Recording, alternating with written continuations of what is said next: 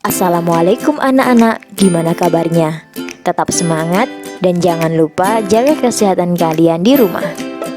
Jumpa lagi di YouTube channel Bu Wardah dalam pelajaran Seni Budaya kelas 9 pertemuan ke-9.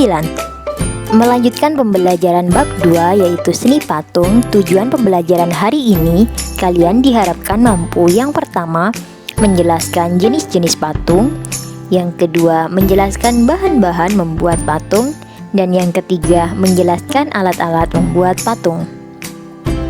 Yang pertama, jenis-jenis patung.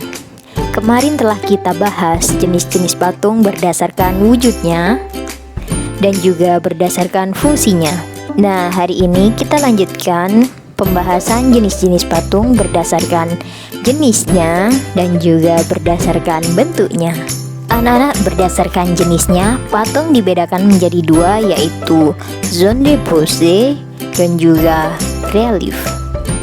Zone de pose merupakan jenis patung yang berdiri sendiri dan tidak menempel pada satu sisi apapun. Contoh dari patung zone de pose seperti gambar berikut. Yang kedua yaitu patung relief, merupakan jenis patung yang menempel pada permukaan dinding sehingga kanan dan kirinya saling terhubung. Contoh dari patung relief seperti gambar berikut. Anak-anak, berdasarkan bentuknya, patung juga dibagi menjadi dua. Yang pertama yaitu patung figuratif dan yang kedua patung non-figuratif. Patung figuratif merupakan patung yang dibentuk dengan meniru bentuk yang ada di dalam kehidupan nyata. Contoh patung figuratif seperti gambar berikut. Yang kedua yaitu patung non-figuratif, merupakan patung yang bentuknya tidak meniru bentuk yang ada di alam, biasanya menampilkan bentuk garis, lekukan, atau bagian tertentu dari suatu objek. Contoh dari patung non-figuratif seperti gambar berikut. Itu tadi merupakan jenis-jenis patung berdasarkan jenisnya dan juga berdasarkan bentuknya.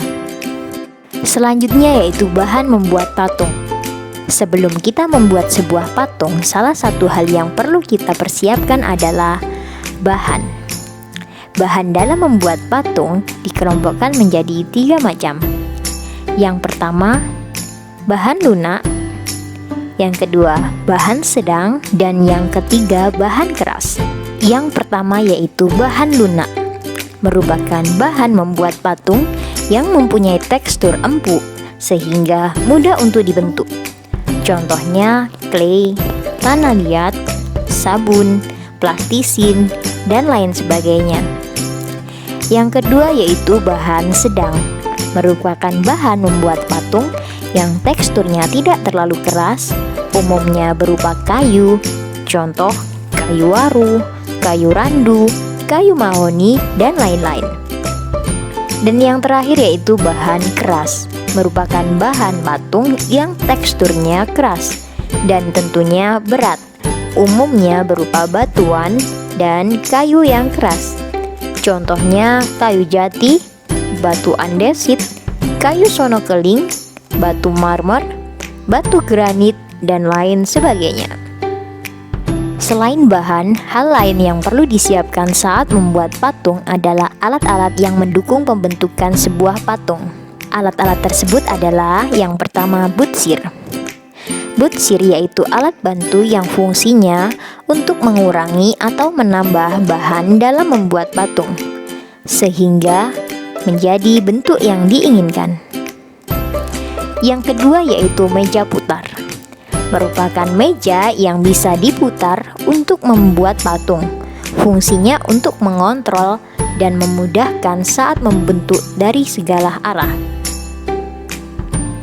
Yang ketiga yaitu pahat, merupakan sebuah alat yang dipakai untuk memahat dan mengukir. Alat ini berfungsi untuk mengurangi bahan.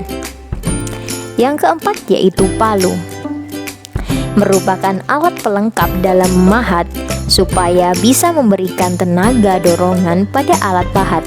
Jadi, bahan dasar patung dapat dibentuk sesuai keinginan. Yang kelima yaitu cetakan, merupakan alat yang dipakai untuk mencetak karya seni patung yang terbuat dari bahan cair. Yang keenam yaitu kakatua, yaitu alat bantu yang terbuat dari besi, bentuknya seperti paruh burung kakatua dan fungsinya untuk mengencangkan ikatan kawat dan untuk mendorong kawat. Yang ketujuh yaitu sendok adonan, merupakan alat yang fungsinya untuk mengambil adonan dan juga untuk menempelkan adonan ke kerangka patung.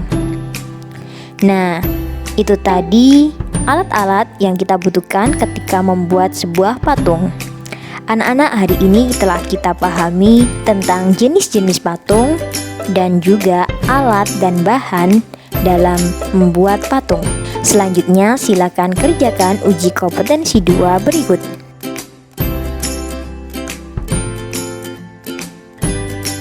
Jawaban ditulis pada link yang sudah tersedia di Google Classroom kalian masing-masing.